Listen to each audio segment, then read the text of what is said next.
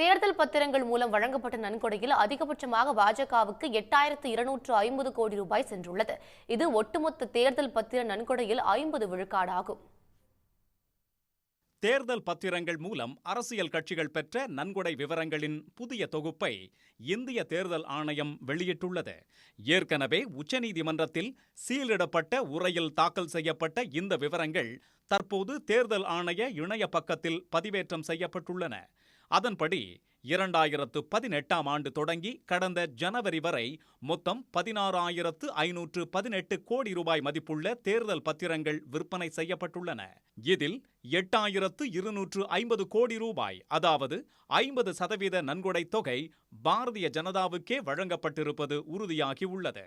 அதிகபட்சமாக 2019-20 நிதியாண்டில் மட்டும் பாஜகவுக்கு 2,555 கோடி ரூபாய் கிடைத்துள்ளது.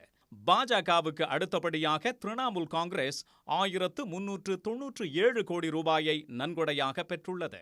அதற்கு அடுத்தபடியாக காங்கிரஸ் கட்சி 1,334 கோடியே 35 லட்சம் ரூபாயும், சந்திரசேகர ராவின் பாரத் ராஷ்டிரிய சமிதி 1,322 கோடி ரூபாயும் நன்கொடையாக பெற்றுள்ளன. நவீன் பட்நாயக்கின் பிஜு ஜனதா தளத்திற்கு 944 கோடி ரூபாயும், திமுகவிற்கு 656 கோடி ரூபாயும் தேர்தல் பத்திரங்கள் மூலம் கிடைத்துள்ளன. ஆந்திராவில் ஒய்எஸ்ஆர் காங்கிரஸ் கட்சிக்கு 442 கோடியே 80 லட்சம் ரூபாய், தெலுங்கு தேசம் கட்சிக்கு 181 கோடி ரூபாய் நிதி கிடைத்துள்ளது. அதிமுகவும் தேர்தல் பத்திரங்கள் மூலம் 6 கோடி ரூபாய் நன்கொடையாக பெற்றது தெரிய வந்திருக்கிறது. உடனுக்குடன் செய்திகளை தெரிந்து கொள்ள சன் நியூஸ் பெல் ஐகானை கிளிக் பண்ணுங்க.